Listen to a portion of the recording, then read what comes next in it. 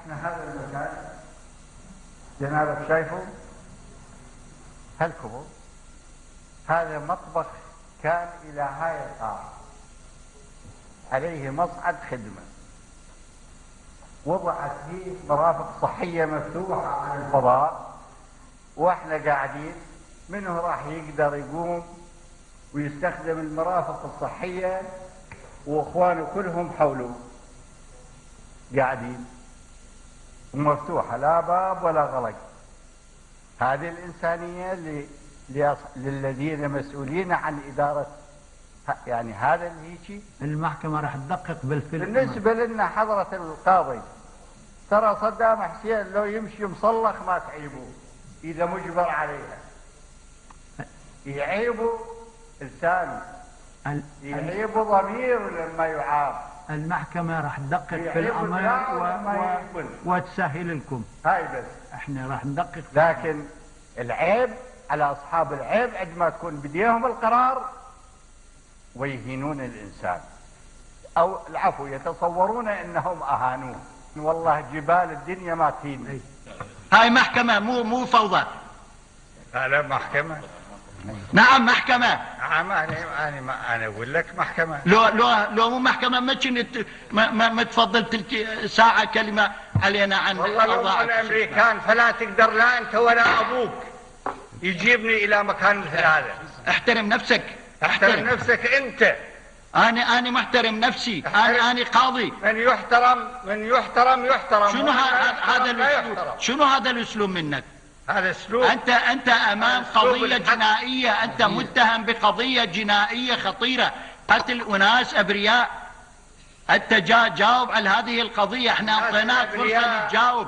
البارحة فقط مو صراعك القديم بينك وبين امريكا. في بغداد هذول مو ابرياء، مو عراقيين. يوم امس احضرنا في هذه القاعة، وبالنسبة لي احضرت بعد ان احضر اخوة لي من قبل،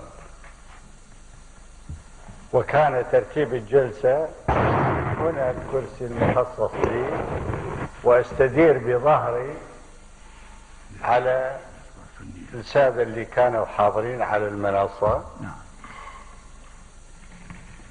فهذه الجلسة هي جلسة أهل النار، وقلت لهم نعم هذه الجلسة الظهور المتظاهرة هي جلسة أهل النار،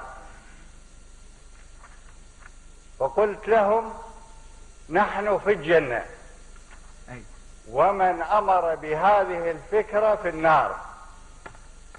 يا فكرة؟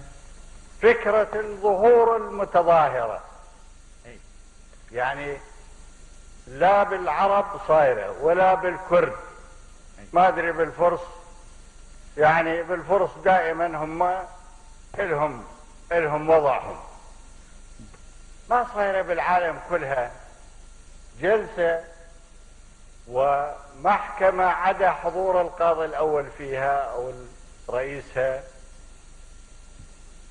يحضرون، وظاهرنا دايرين المحكمة. بالنسبة لي في حسابات التقاليد العامة يعتبر إهانة للمحكمة وليس لي، لأنه استدرت بظهري إلى المحكمة. لكن بالنسبة لي كعراقي أولا، وصفة المواطنة تتقدم على أي صفات الأخرى، كلها تروح وتجي، لكن صفة المواطنة أولا. أحرص على نفسي وعلى شعبي